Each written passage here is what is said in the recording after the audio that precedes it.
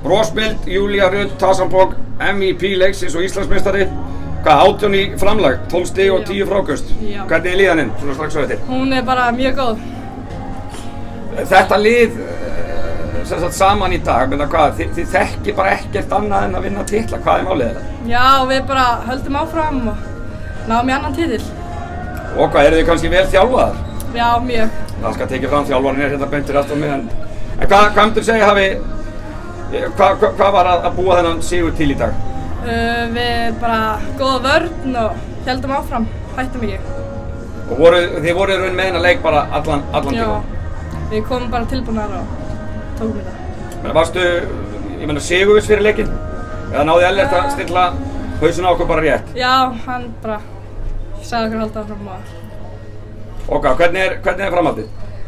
Ég bara veit það ekki. Hvert er stefnan sett?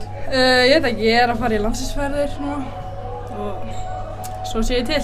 Svo þetta bara í framtíðin halda áfram að æfa og bara bæta sig og fara að spila með bara meistaraflokki Grindavíkur sem fyrst? Já, kannski. Ætlar ekki bara að gera það strax á næsta ári í Dominos? Ég veit það ekki.